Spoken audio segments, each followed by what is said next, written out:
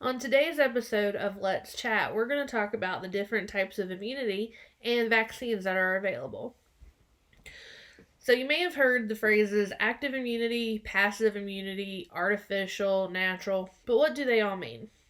Well, first, active immunity is the production of antibodies by the immune system due to the presence of an antigen.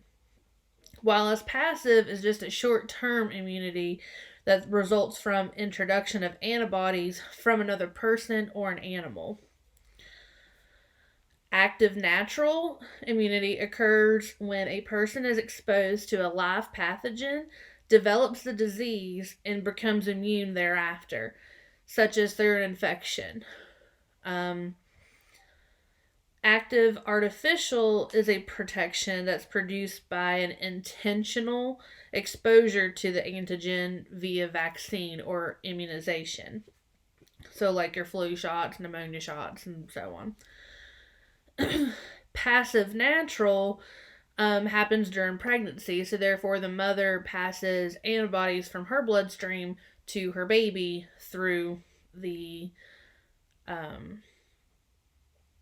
through the bloodstream. Passive artificial, however, is through from animal to human, such as through antivenom from a snake bite or a spider bite. So, some of y'all may be asking, well, what's the difference between all these types of vaccines, such as the tetanus shot, rubella, measles, and so on? Well, we're going to go over those today. The TD shot, or tetanus and diphtheria, is considered to be a booster shot. Now, by a booster, it means that you've already gotten one form of this shot earlier in life, and now 10 so years later, you're getting the second, reboost. Then there's the Tdap, which has tetanus, diphtheria, and pertussis, or whooping cough. Your typical dose for an adult with this vaccine is you will get the TD shot first, and then, like I said, then 10 years later, you would get the Tdap. Also, it is recommended to get a Tdap shot with each and every pregnancy. I believe you get it roughly around 28, 29 weeks gestation, and also any family members who will be in close contact with the newborn is encouraged to get the pertussis vaccines as well. Then we have the MMR, or the measles, mumps, and rubella vaccine. This is a vaccine that is given to adults. You get one dose if you were born before 1957, or 2 doses if you've been born thereafter, which would include most of us. But you would also get a 2-dose vaccine if you were born before 57, but you didn't show to have any immunity to this vaccine through a tighter blood draw. Excuse me. A few contraindications to this shot, however, is if you're immunocompromised, pregnant, or have active HIV virus, it's not recommended that you get these vaccines. You should wait till you either feel better or you're no longer pregnant. The next vaccine on the list is the Varicella, or chickenpox vaccine.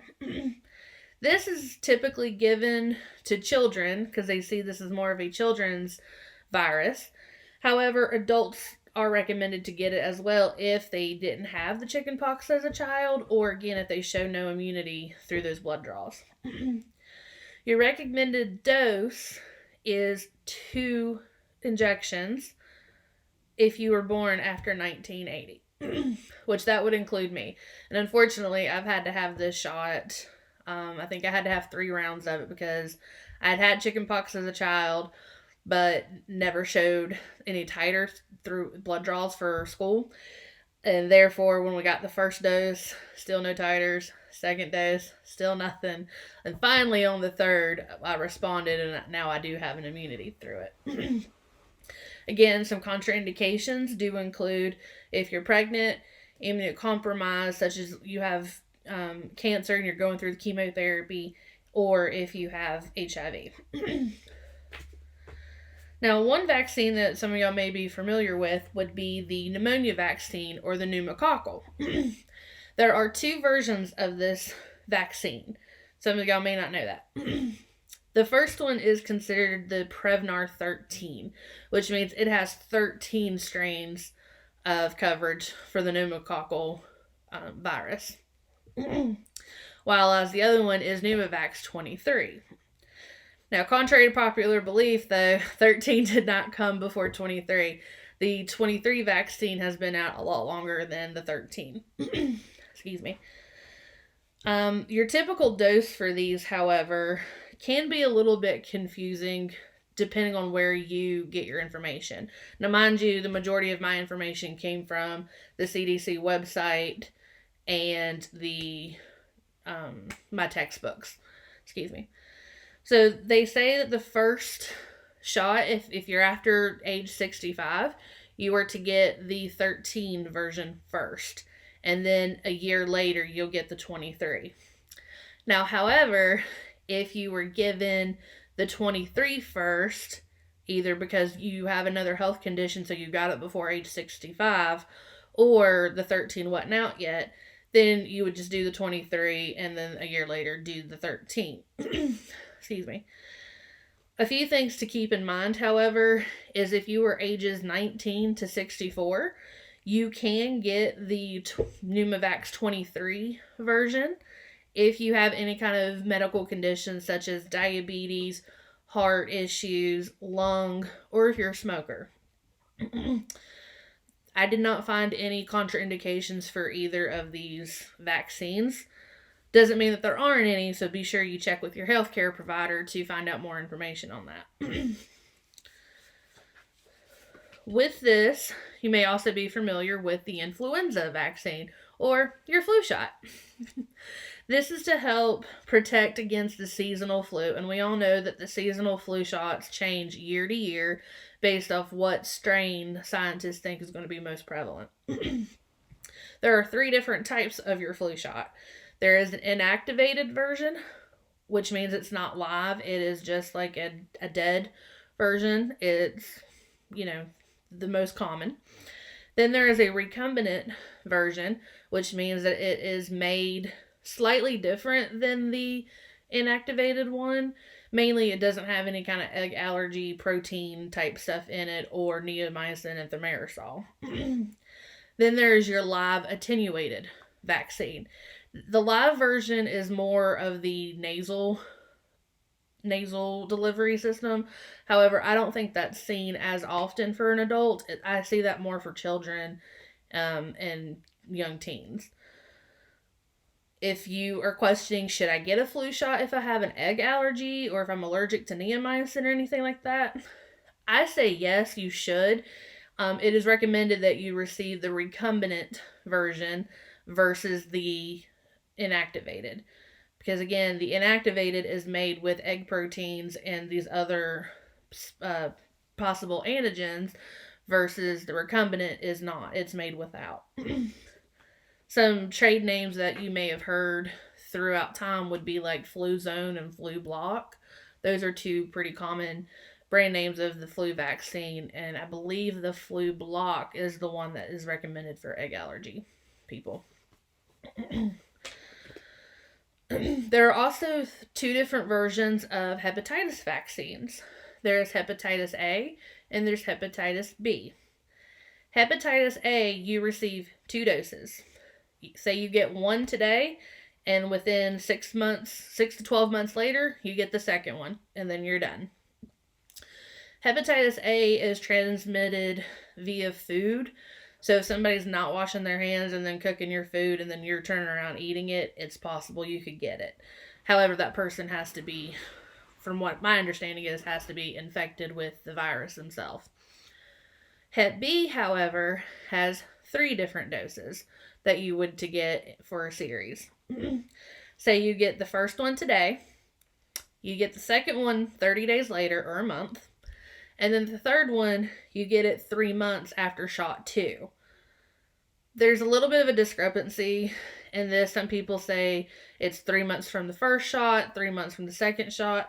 But as long as you get these 3 shots within 6 months, you're fine. And even if it's a little bit after the 6 months leeway, it's totally okay. You don't have to restart the series. You just play catch up. Hep B, however, is not transmitted the same way as Hep A.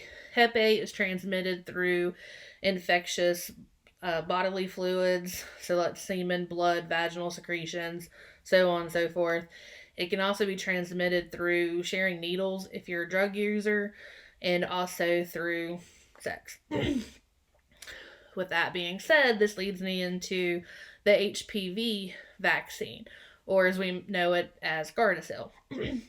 HPV stands for human papillomavirus, and this can cause a number of issues, especially for females, such as cervical cancer, or it helps protect, from this cancer. Gardasil protects from cervical cancer, genital warts, and I've even heard that it helps protect against ovarian cancer, but the numbers are still out on that. Gardasil 9 is the one that is approved here in the U.S. for use against HPV. The 9 stands for the 9 different types or strains of HPV that it does protect against. It protects against strain 11, 6, 16, 18, 31, 33, 45, 52, and 58. Usually this is given to those in their teen years, but you can receive this vaccine as an adult. I think the recommendations are changing slightly on this. So if you're not given part of the series as an adolescent or a teenager, it is recommended that you get it between ages 19 and 45. Depending on which age range you're in, will determine if you get 2 doses or 3. If you're between the ages 19 to 26, then you only get 2 doses. However, if you're 27 to 45, then it's recommended that you receive 3 doses of this vaccine. Last but certainly not least is the Zoster vaccines, or the shingles shots.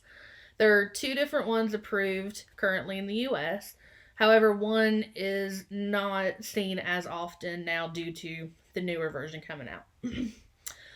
The first one is called Zostavax, which is pretty easy to remember. Zoster, Zosta, Vax, It was recommended to receive 1 dose of this after age 65. It was a live form of the vaccine. However, it only gave a 50% effectiveness against shingles from either you getting it or getting it again. So it was kind of hit or miss whether it was beneficial or not. However, in 2017, I believe, a newer version came out on the drug market called Shing Rex, which I think I remember that one a little bit easier because shingles, Shing Rex, This one, you would receive 2 doses after age 50, so it's recommended from 50 and older. This particular shot, say you get one today, and then you would get your second dose 2 to 6 months later. Just from pharmacy experience, it was recommended 3 to 6 months, but the CDC did say 2 to 6. This is a recombinant form, which means it is an inactivated version, if you will, and it has to be mixed with a diluent.